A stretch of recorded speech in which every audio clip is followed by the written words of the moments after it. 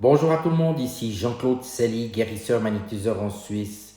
Tout d'abord, êtes-vous bien abonné à ma chaîne YouTube car cela me permet réellement d'avancer, je vous en remercie. Merci aussi de partager cette vidéo car cela me fait toujours chaud au cœur et cela m'aide beaucoup. Merci aussi de la liker si vous l'appréciez et sous cette dernière vous trouverez des liens utiles comme mon site internet ainsi qu'un numéro de téléphone pour me contacter. Vous trouverez également un lien de Sophia Voyance, cartomancienne hors pair, et je vous la recommande vivement.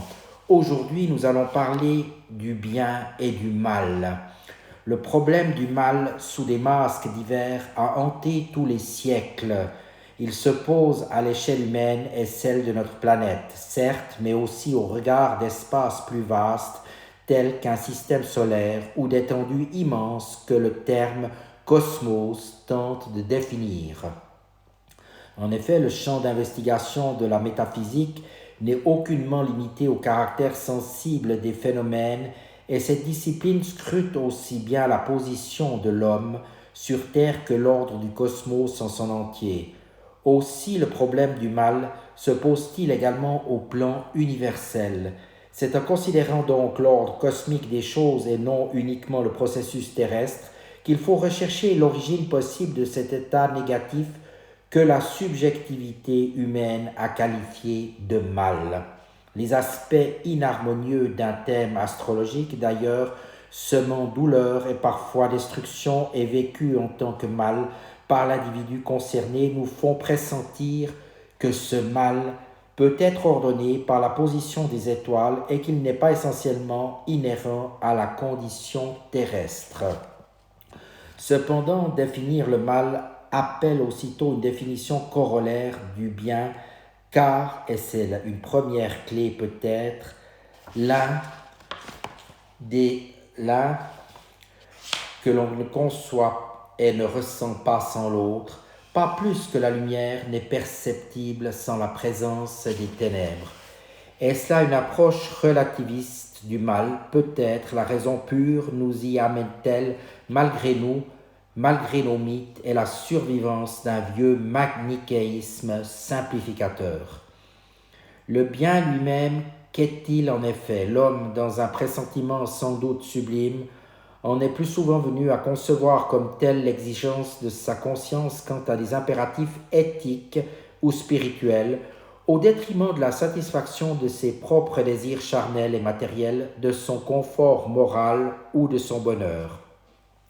Le bien serait ce modèle éthique et esthétique inhérent à la structure même de l'univers et auquel les humains essayeraient plus ou moins adroitement de se conformer.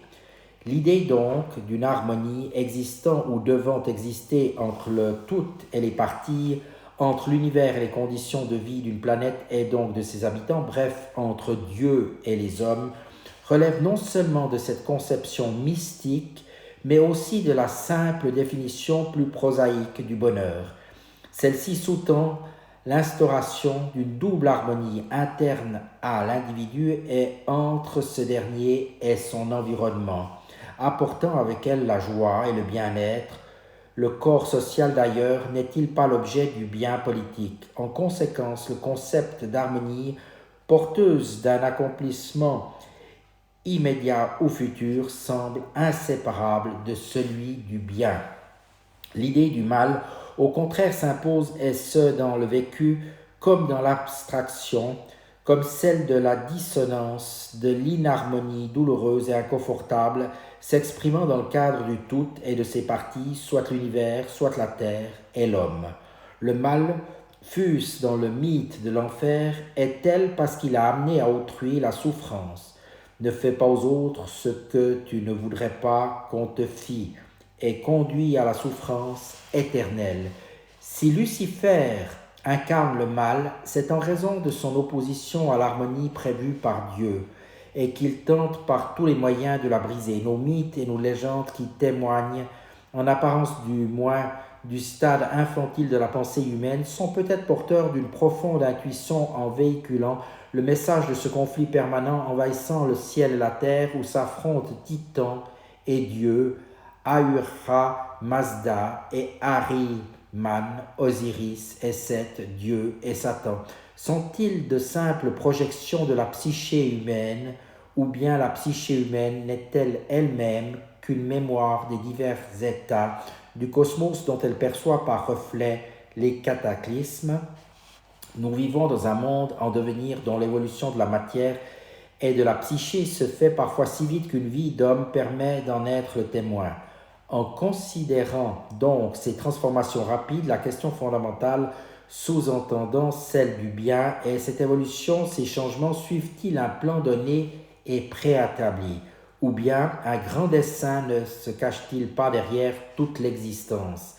La seule présence de l'homme porte déjà en elle-même une réponse qui nous permet d'écarter provisoirement la réflexion sur une cause première. L'être humain a en lui son propre projet d'harmonie universelle, de progrès et d'épanouissement, bien que les modalités et le contenu de cette réalisation soient l'objet d'un autre débat. Or, ce projet d'harmonie, de dessein inscrit dans l'homme, exprime toujours l'absolu du bien, et ceci n'est possible qu'en tant que reflet d'un archétype inné.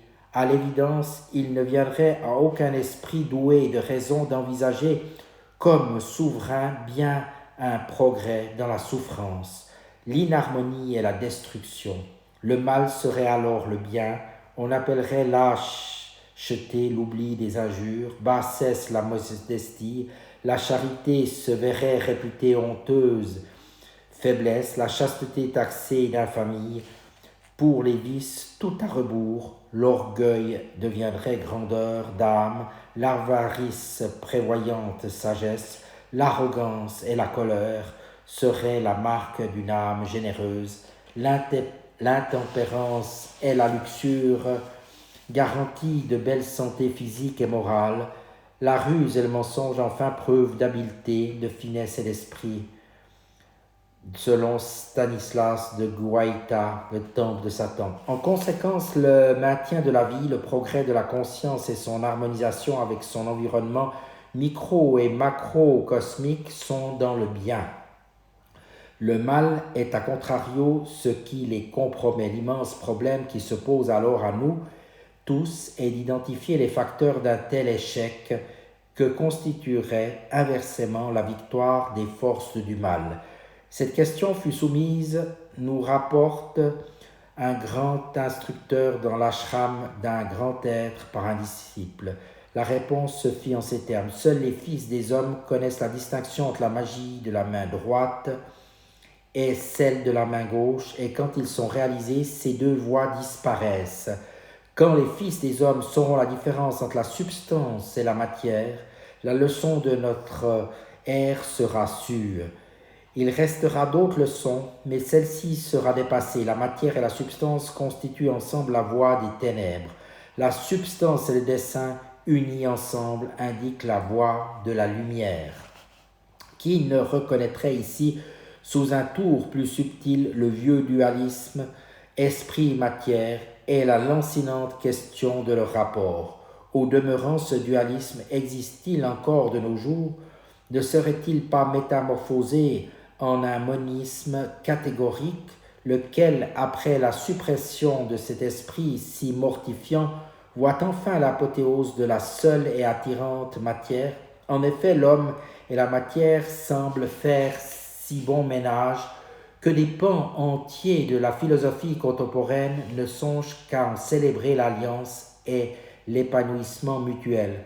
Comment ignorer cependant la perspective cosmique et celle d'un ordre de l'univers où l'esprit vecteur de la conscience, fût-il un épiphénomène de la physiologie limitée à la durée de la vie physique, peut avoir avec la matière un rapport évolutif ainsi qu'en témoigne l'évolution des espèces tout particulièrement humaines. L'action de l'esprit dans le processus de l'évolution se reconnaît principalement à la rupture par chaque espèce de ses limites antérieures, dans un dépassement permanent de ses facultés de perception et de maîtrise de son environnement. Cet environnement est en fait ce tout qui nous entoure, la nature, la planète et l'univers entier.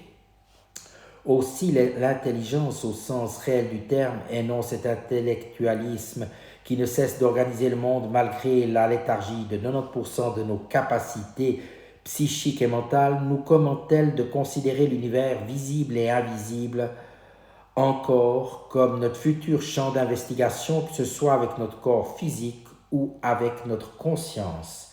Le bien apparaît donc comme le processus d'évolution suivant un plan cosmique certain et dont la force en action pour ce faire est centrifuge. Conquête et organisation de l'espace par l'amplitude croissante de la conscience et l'intégration du plus grand nombre d'êtres, pour ne pas dire de presque tous. Le mal se définit en conséquence comme l'inversion de ce plan d'évolution. La force en action est centripède, restriction et inorganisation de l'espace du fait d'une dégénération de la conscience par la mise en place de structures de régression ou de blocage. Le mal est la négation en essence, et à juste titre, Goethe fait-il dire à son Méphistophélès, je suis l'esprit qui toujours nie.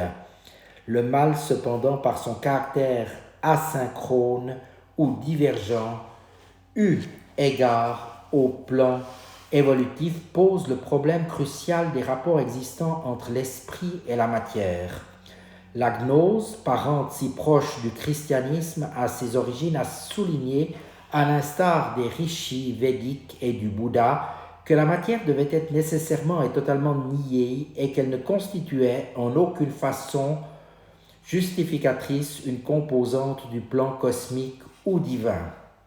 Monde de la limite, de l'entropie et du chaos, des forces contraires, la matière apparaissait dans la gnose comme l'œuvre même d'un esprit mauvais, éon perturbateur d'un ordre cosmique qui la transcendait par conséquent et en exigeait l'abandon, appelait l'esprit à une remontée vers la félicité originelle, sa source et son devenir.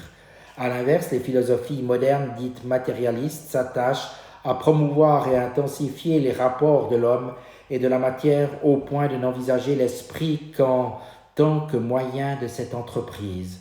Bien ou mal, c'est du choix de l'homme ainsi que nous le suggèrent les mythes que dépendent et le destin de l'homme même est le destin du mal. Tout semble tenir à la prise de conscience de la juste place de la matière dans l'investissement de l'énergie humaine de la part des collectivités ou de l'individu, et les paroles du Maître résonnent étrangement au cœur de nos civilisations qui paraissent avoir choisi une voie fatale. Nul ne peut servir Dieu et Mammon à la fois. Le mal n'est-il donc pas tout simplement tout ce qui cloue au sol et empêche l'émancipation de notre conscience? De cette question ou définition résultent les schémas pas trop simplificateurs du problème du sexe et du désir sous toutes ses formes, problème associé au mal parce que dilapidateur de l'énergie humaine au point qu'il n'en demeure rien pour l'esprit. Nous constatons donc que le mal est relatif, voire le relatif absolu, ainsi comme la matière différenciée résidue d'un cataclysme cosmique dont il est l'instigateur. Le mal, pour nos consciences, a une existence équivoque et problématique. Il existe et n'est pas à la fois. Manifestation sans essence qui lui soit propre, son origine ne doit pas être recherchée dans la genèse du cosmos ou dans le plan divin, mais plutôt dans les accidents survenus au cours de la réalisation de ce plan. Le mal n'est pas conscience par lui-même, mais il se manifeste dans et par les autres consciences. Il n'a que l'existence qu'on lui prête et ne vit qu'une existence d'emprunt. Le mal n'est pas, car cette abstraction purement négative ne marque en somme que l'absence du bien. Voilà, j'espère que ces quelques paroles un peu philosophiques vous inspireront quand même. Et en attendant de vous entendre, je vous dis à tout bientôt.